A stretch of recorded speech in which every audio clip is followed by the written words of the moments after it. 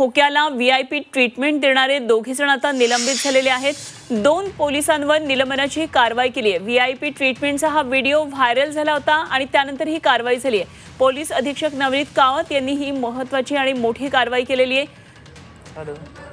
विकास माने आमचे प्रतिनिधी या सर्व घडामोडींवर लक्ष ठेवून आहेत। थेट जाऊया आपण विकासकडे। विकास, खोक्याला व्हीआयपी ट्रीटमेंट दिली गेली होती, त्याने जेवणावर ताव मारतानाचा हा व्हिडिओ व्हायरल झालेला होता आणि आता या संदर्भात 2 पोलिसांवर निलंबनाची कारवाई केल्याचं कळतंय। काय नेमके तपशील आहेत? चकलंबा पोलीस ठाण्याचे जे काही पोलीस कर्मचारी आहेत दोघे जण त्यांना निलंबित करण्यात आलेलं आहे आणि त्याबरोबरच जे सहप्रभारी अधिकारी असतील त्यांना या ठिकाणी कारणे दाखवा नोटीस जी आहे ती देखील बजावण्यात आलेली आहे। पोलीस अधीक्षक नवनीत कावत यांनी या घटनेचा व्हिडिओ जो आहे समोर आल्याच्या नंतर त्याची गंभीर दखल घेतल्याचं पाहायला मिळत आहे। काल आपण पाहिलं असेल की शिरूरच्या दिवाणी न्यायालयामध्ये सतीश भोसले याला हजर करण्यात आलेलं होतं आणि 14 दिवसांची न्यायालयीन कोठडी जी आहे ती देखील न्यायालयाने त्याला सुनावलेली होती आणि याच दरम्यान जर पाहिलं तर जिल्हा कारागृहात रवानगी करण्यापूर्वी त्याची शाही बर्दास्त जी आहे ती आपल्याला पाहायला मिळाली होती।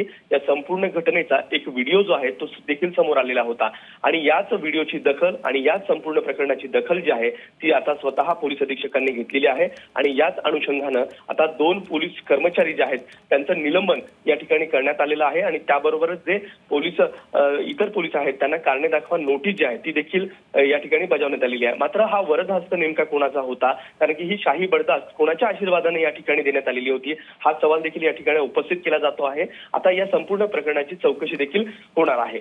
ठीक, धन्यवाद विकास। दिलेल्या या सगळ्या सविस्तर तपशिलांसाठी विकास माने आमचे प्रतिनिधी आपल्याबरोबर बीडमधून होते। तर सतीश भोसले उर्फ खोक्या याला जिल्हा कारागृहाबाहेर कशी व्हीआयपी ट्रीटमेंट देण्यात आली होती त्याचा हा व्हिडिओ व्हायरल झाल्यानंतर आता 2 पोलिसांवर निलंबनाची ही कारवाई झालेली आहे।